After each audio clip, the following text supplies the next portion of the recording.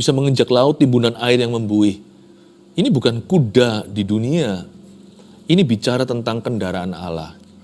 Kalau kendaraannya aja gagah, apalagi orang yang mengendarainya.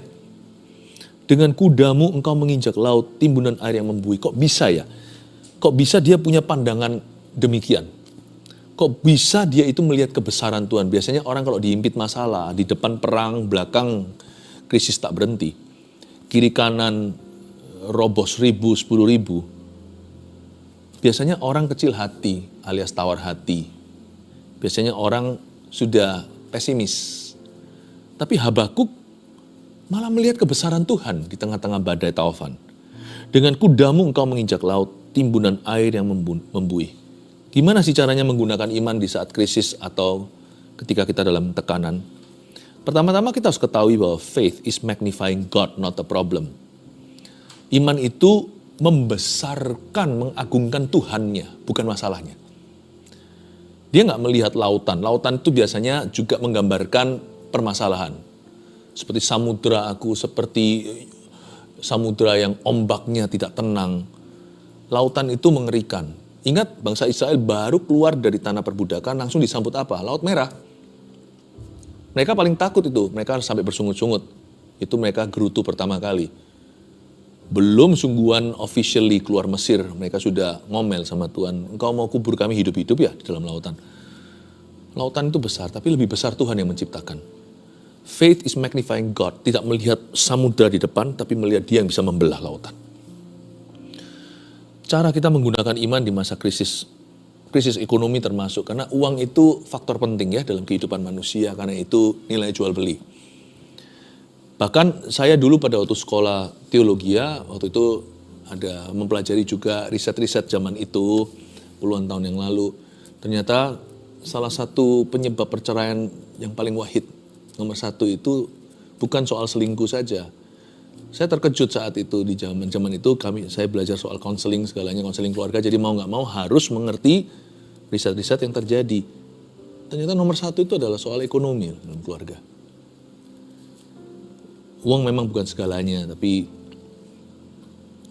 kalau kita tidak punya iman, kalau kita tidak bisa punya detil waktu merenungkan firman, ketika aku mendengarnya, ini Habakuk dengar apa? Dengar desas-desus perang? Bukan. Ketika aku mendengar kuda yang menginjak laut, kudamu ya Tuhan, yang membuat timbunan air yang membuih itu, ketika aku mendengarnya, aku berkata, how great thou art. Ajaib Tuhan, ajaib Tuhan, ajaib Tuhan, ajaib Tuhan. Dia terpukau sama kebesaran Tuhan dan keagungannya. Ketika aku mendengarnya, gemetarlah hatiku. Ketika ku renungkan betapa besarnya dirimu, menggigillah bibirku. Tulang-tulangku seakan-akan kemasukan sengal, dan aku gemetar di tempat aku berdiri. Berhenti di ayat 16a. Biar Tuhan yang menggentarkanmu, bukan musuh-musuhmu, bukan problemamu. Gampang, kalau kita nggak gentar sama Tuhan, biasanya kita akan gemetar sama dunia. Tapi kalau kita gemetarnya sama Tuhan, kita sama masalah, maju tak gentar, kita tidak akan mudah digoyahkan. Siapa yang takut akan Tuhan, tidak takut sama siapa-siapa atau apa-apa. Ya. Tapi siapa yang tidak takut sama Tuhan biasanya takut segala sesuatu. Takut gelap, takut bangkrut, takut sakit, takut mati. Atau takut tidak dihargai. Aneh ya. Ada nilai tukar secara rohani, ada hukum yang tidak kelihatan. Kalau bibir kita menggigil karena kita itu menyanyi sungguh-sungguh dan mengagungkan namanya lewat lidah bibir kita dan mulutku memuji, biasanya justru hati kita tidak akan gentar menghadapi. Dan ketika kita dalam tekanan, kita bisa tetap optimis, bisa tetap berharap kepada Tuhan. Gemetar hatiku ketika merenungkanmu. Gemetar hatiku ketika aku mendengar kudamu menginjak laut. Sehingga laut itu airnya membuih. Biar Tuhan yang menggentarkan hatimu. Bukan musuh-musuhmu. Jadi kalau saya lagi dalam tekanan, saya noleh ke Tuhan. Ini bahasa kiasan. Noleh ke Tuhan, cara saya noleh ke Tuhan itu lewat doa. Secara pribadi, maupun bersama, waktu saya merenungkan firman Allah itu saya noleh kepada Yang Maha Kuasa. Kalau Tuhanku tidak panik, saya tidak panik. Kalau Tuhanku tidak gentar, saya tidak gemetar. Tapi kalau aku memandang wajahnya saat ku menyembah dia, oh gentarlah seluruh jiwa ragaku. Karena dia begitu suci, begitu kudus, begitu mulia, begitu indah. Tak henti-hentinya aku mengaguminya. Terpukau aku dibuatnya.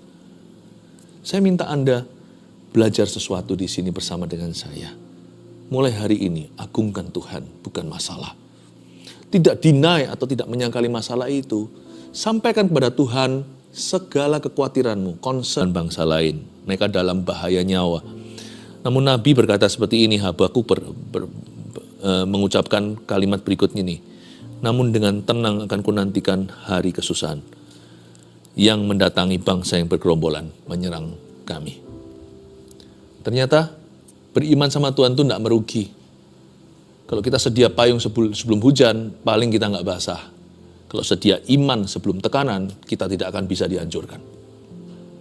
Kadang-kadang memang berkat pertolongan Tuhan seolah pas-pasan. Tapi kalau Tuhan sudah alokasikan segitu, ya berarti itu cukup bagimu dan bagiku. Kasihnya selalu cukup, kasih karunia Allah selalu tepat. Tepat takarannya, tepat waktu pula. Bagi kita terlambat, tapi Tuhan punya rencana di balik semuanya itu. Timing Tuhan selalu tepat. Namun dengan tenang akan kunantikan hari kesusahan. Kok bisa ya lagi diserbu oleh gerombolan? Kok bisa dia tenang ya? Mau tahu nggak membuat orang tidak gila dalam tekanan, dalam problema bertubi-tubi. Satu belum selesai, datang satu lagi, silih berganti, kadang-kadang bersamaan lagi. Membuat orang tetap waras itu ternyata imannya pada Tuhan. Hingga semua masalah kita ada di luar kita. Tidak pernah masalah itu masuk ke dalam kita. Meskipun kita bisa gelisah, sedih, tapi itu justru membuat kita semakin kuat, semakin tabah. Aneh ya, orang yang berpegang pada Tuhan, dalamnya nggak bisa dihancurkan. Paling keadaannya di sini yang berbuih-buih. Paling situasi kondisinya yang tertatih-tatih. Tapi itu pun selalu ada pertolongan Tuhan yang tepat pada waktunya. Itu yang disebut penyertaan. Namun orang itu sendiri yang menjalani, meskipun dia ngakunya sama teman-temannya, aduh aku sedih. Tapi teman-temannya berkata, kamu tabah kok. Kamu merasa sedih. Tapi kami tidak bisa bayangkan. Kalau kami yang alami ini, kami sudah pasti mati. Kamu bisa bertahan. Orang lain yang bisa meneguhkan pada Anda ternyata, Anda tidak selemah yang Anda kira. Perasaan kita bisa gak keruan. Tapi orang lain yang bisa bersaksi, seperti ada sesuatu yang menopang kamu. Namun dengan tenang akan kunantikan hari kesusahan. Kata tenang di sini bukan damai yang palsu, damai yang semu, bukan I'm happy. Bukan, ini bukan happiness. Ini adalah damai yang sorgawi. Ini sukacita yang tidak bisa dicuri. Bukan kita yang menjaga iman kita ternyata. Ternyata kalau kita itu sudah memupuk iman kita, ketika krisis datang, iman itulah yang menjaga kita supaya tetap waras, tidak gila, tetap tabah, dan bahkan suatu hari, suatu waktu nanti, kita bisa menyaksikan kebaikan Tuhan. Ayat 17, saya tunjukkan sebuah gambaran tentang masa paceklik atau musim kering yang terjadi. Sekalipun pohon ara tidak berbunga, dan pohon anggur tidak berbuah, hasil pohon zaitun mengecewakan. Sekalipun ladang-ladang tidak menghasilkan bahan makanan, kambing domba terhalau dari kurungan, dan tidak ada lembu sapi dalam kandang. Inilah picture, suatu portrait, ya, suatu portrait krisis yang terjadi atas Israel. Dan ini masa kering kerontang mereka atau masa mandul usaha mereka itu bukan 1-2 tahun, tapi nggak menentu entah sampai kapan. Tapi Nabi Habakuk berkata, kalau pohon ara sudah nggak berbunga lagi, I'm okay. Pohon anggur nggak berbuah lagi itu berarti nggak ada pesta. Karena pesta kan minum anggur. Berarti sudah tidak ada lagi yang namanya happiness atau kebahagiaan di negeri. I'm okay. Hasil pohon zaitun mengecewakan. Pohon zaitun kan minyak ya. Itu berarti kalau nggak ada minyaknya juga orang biasanya sudah nggak jualan rotinya. Pohon zaitun itu juga bicara tentang urapan. Bicara tentang kemewahan. Seperti raja kalau diurapi, itu bicara tentang seremoni. Semua itu nggak ada, I'm okay. Ladang-ladang nggak menghasilkan bahan makanan. Ini sudah, kalau tadi itu baru soal pesta, soal anggur, sorak di dalam Tuhan. Wow, beria-ria di dalam Allah yang menyelamatkan aku. His inner man, manusia rohnya tidak terjamah oleh sikon atau situasi kondisi. Luar biasa. Justru orang yang kayak gini ini akan mengalami mujizat Allah. Saya jadi ingat Paulus dan Silas di penjara. Mungkin kita berkata, ya itu kan mereka. Enggak sih, kalau kita alami pada waktunya, penderitaan apapun Tuhan pasti memberi kita kekuatan yang cukup untuk itu. Paulus Silas pun tidak punya persiapan ketika di Filipi dia dipenjarakan. Malam hari, tengah malam lagi, dia dapat kekuatan entah dari mana, ya dari Tuhan lah. Untuk menyanyikan mazmur dan himnal.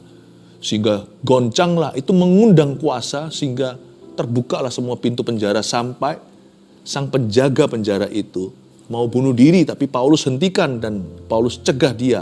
Ketika Paulus berkata, kami semua masih di sini, jangan lukai dirimu, malah jadi orang percaya. Paulus baptiskan seisi rumah tangganya. Lihat tuh, ketika dia alami, Tuhan memberi dia urapan. Kita sekarang mikirkan Paulus Silas, ya itu kan mereka, kan bukan saya. Tapi setiap kita punya urapan sendiri-sendiri. Urapan kita unik sesuai dengan keadaan yang menimpa. Sesuai dengan tantangan yang kita hadapi. Percayalah, imanmu itu akan mendatangkan urapan atas dirimu. Dan urapanmu itu akan tepat pada waktunya dan tepat guna pula. Tuhan akan mengurapi Anda seperti orang lain. Karena orang itu gak ngalami apa yang Anda alami. Tapi kalau Anda pakai imanmu dan tidak lepaskan pengharapanmu. Kalau Anda sungguh-sungguh mencari wajah Tuhan dan merenungkan firman-Nya. Manusia roh Anda itu tidak terjamah oleh keadaan. Hanya orang yang tidak terjamah manusia rohnya yang bisa bersorak-sorak dalam Tuhan. Kata bersorak-sorak itu outburst. Itu seperti gunung meletus dari dalam. Lalu lavanya keluar yang merah-merah. Api asapnya. Itu kan meletusnya dari dalam.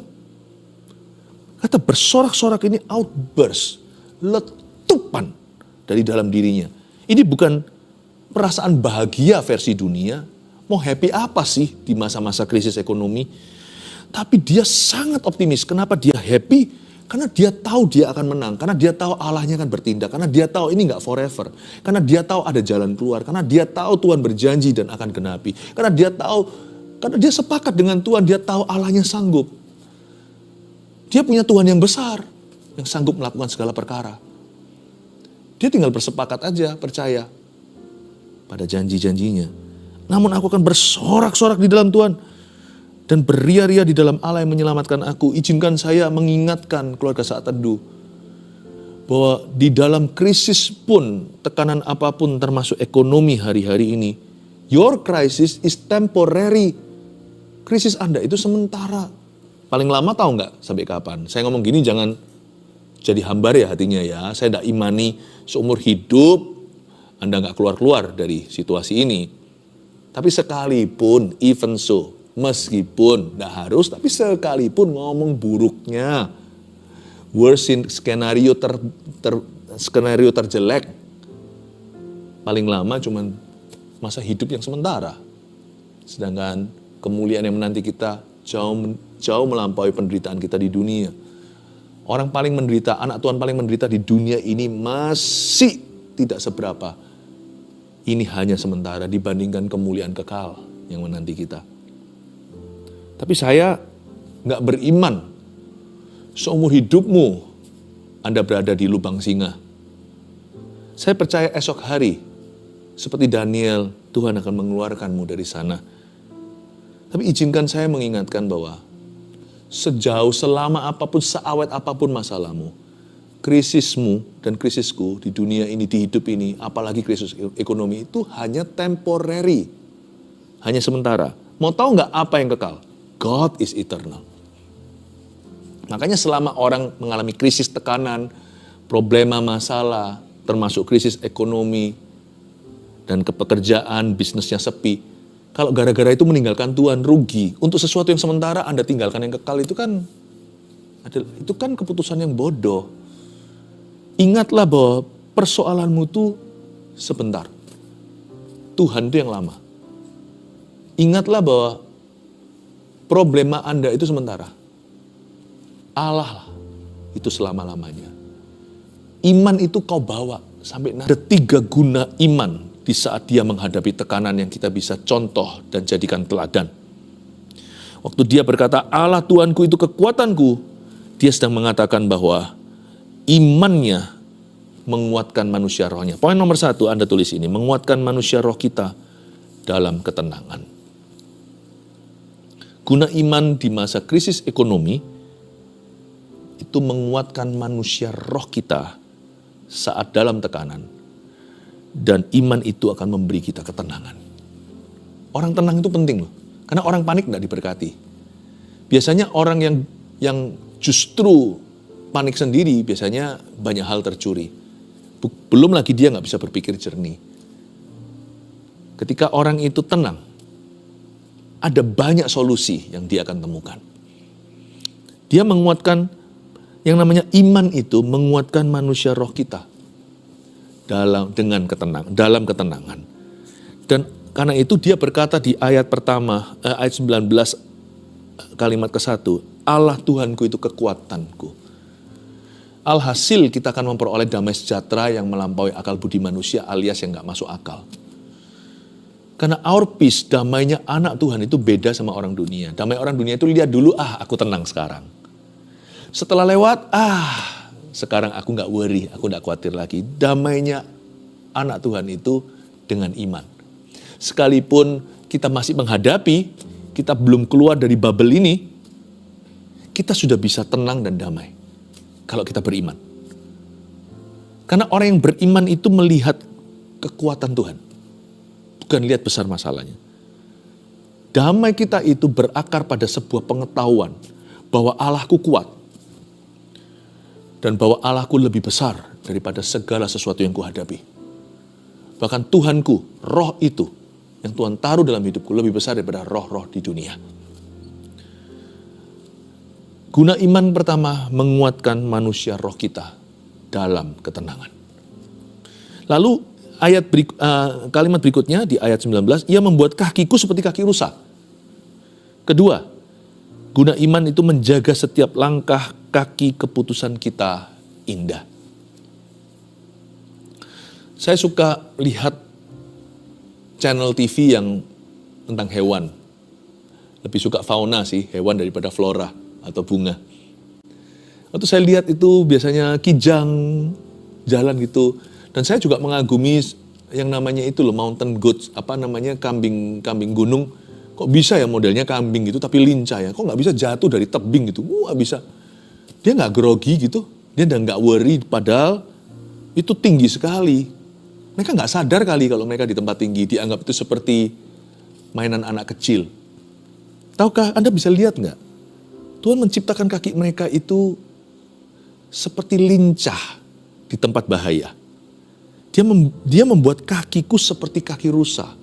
Padahal kita dalam situasi yang berbahaya. Jangan lupa bangsa Israel di tengah perang dan krisis ekonomi yang luar biasa. Di zaman itu sungguh-sungguh segala sesuatu susah. Tapi aneh, dalam langkah-langkah kecil kelihatan seperti ada tuntunan. Ia membuat kakiku seperti kaki rusa. Kaki rusa bukan kaki singa. Kaki rusa bukan kaki gajah. Kalau kaki gajah bom besar gitu ya Kak. Langkah besar. Kaki rusa itu kan bisa skip, bisa lompat begitu. Apalagi kalau rusa kecil yang seperti Bambi gitu, lucu. Saya dulu tinggal di Kanada waktu saya sekolah. Kerap kali di halaman belakang kami, tempat saya tinggal, itu ada rusa datang. Dan kalau dia dengar suara orang keluar gitu karena mereka hewan liar, itu larinya cepat sekali, lincah sekali langsung masuk ke dalam hutan. Itu kakinya itu kok nggak terhantuk batu ya? Kalau kita lari seperti itu manusia biasanya kita pasti akan jatuh. Kita pasti nggak mungkin selincah demikian. Kayaknya Tuhan memang kasih rusa itu kaki yang gampang sekali dan ringan. Meskipun dia itu hewan lemah karena dia selalu dimangsa. Jangan kira hidupmu itu sekarang jadi korban dimangsa. Sekalipun jikalau sekarang masalah menekan Anda, jangan punya mentalitas korban. Doa sama Tuhan, pakai imanmu. Bilang gini, Tuhan jaga ya setiap langkah kecil kakiku itu, setiap keputusanku itu buatlah indah. Aim makan. Nanti Anda akan lihat mujizat lebih dekat. Menjaga setiap langkah kaki keputusan kita itu indah. Aim for small successes. Ia membiarkan aku berjejak di bukit-bukitku, kalimat terakhir di ayat 19. Kok ada kata ia membiarkan ya, seolah-olah tidak disadari, tidak terencana. Betul sekali, guna iman di masa krisis ekonomi. Nomor 3, menghasilkan keberuntungan yang tidak direncanakan. Saya mendapatkan rema ini waktu baca kalimat ketiga. Ia membiarkan aku, seolah-olah tidak disengaja. Saya jadi ingat waktu Ruth lagi memungut.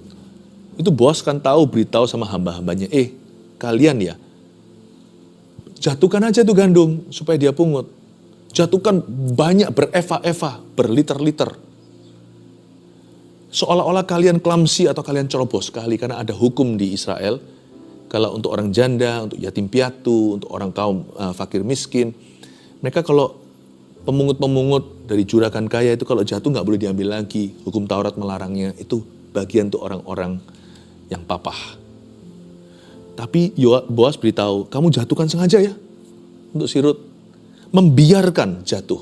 Membiarkan gandum itu berserak-serak. Ia membiarkan aku berjejak di bukit-bukitku. Percayalah, dalam perkara sederhana kalau Anda bisa dipercaya, nanti perkara besar itu datangnya dari Tuhan. Menghasilkan keberuntungan yang tidak direncanakan itu sungguhan, itu guna iman. Nggak tentu kita harus mengklaim sesuatu yang besar, tapi nanti lihat ya, tanpa kita sengaja loh. Mana ada rusa itu waktu di bukit dia sadar di bawah itu bukit seperti kambing gunung tersebut. Mungkin dia nggak sadar kalau dia seperti kita, sebagian besar kita takut tinggi. Udah grogi, udah jatuh dari atas sana, udah mati. Dia nggak sadar itu loh. Orang yang lihat baru tahu, wow. Nanti lihat ya, ada banyak perkara-perkara terbesar di hidupmu itu bukan karena kau rencanakan. Kalau saya hari ini mau sungguh-sungguh evaluasi, ada banyak perkara-perkara yang hari ini saya sendiri geleng-geleng kepala, kok bisa ya? Ini sungguh-sungguh kasih karunia Allah. Itu betul. Kalau saya ceritakan satu persatu itu karena saya tidak sengaja didorong Tuhan masuk ke situ. Segala sesuatu termasuk saat teduh bersama ini mana kita rencanakan, mana tahu pandemi. Tugas kita kan cuman minta setiap langkah kecil kita dituntun Tuhan. Nanti keberuntungan itu kan datangnya dari Tuhan. Bukit-bukit itu kan bicara tentang ketinggian, kemenangan. Bicara tentang berkat-berkat Tuhan. Guna iman di masa krisis ekonomi dan di masa krisis apapun juga, ada 3 yang saya berikan di sini